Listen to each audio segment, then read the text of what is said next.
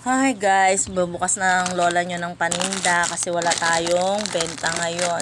Wala pa tayong benta. Anong oras na? My gosh. Ay, Bili nga po. first buyer. Swerte. Ano yon? Kape nga po. Ah, 3 in 1. Apo. Oh, eto, 14. Ay, 2 in 1 na lang po pala. Ha? 2 in 1 na lang po 2 in 1? pala. Apo. Meron ba nun? Ah, magkano pera mo? 2 po. Ha?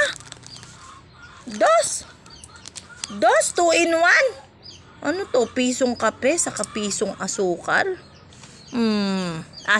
Sige. Para hindi ka naman, para may bueno mano ako, gagawan ko yan ng paraan.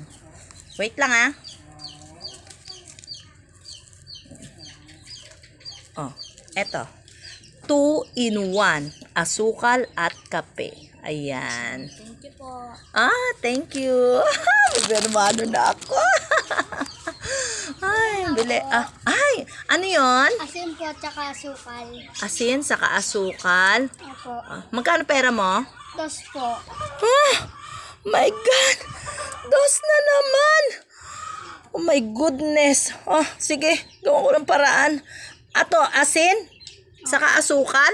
Pag yung mga nanay nyo, padagdagan nyo nga sa susunod para hindi na ako kuhan. Buti na lang, maaga pa ko gumawa ng asukal at asin na mamiso, guys. Eto, pisong asukal at pisong asin. Guys, meron na akong benta. Naka 4 pesos na ang lola ninyo sa maghapon. Hay, naku, pwede na rin yan kaysa wala. Ay, Opo. ano yon? Meron po kayong asin? Meron. Teka, magkano pera mo? Piso pa. Piso ulit? Sige. Yan lang po. Okay lang yan. Ito binigay ng mother mo. English speaking pa tong bata na to, sige. Eto. Ayan, piso mo. Ano po to? Asin, di ba asin binibili mo? Shabu naman po yata to eh. Anong shabu? Asin yan. Mamiso lang yung binigay mo. Kahit tikman mo yan. Grabe naman tong bata na. Tikman mo yan. Maalat yan. Grabe to. Ginawa pa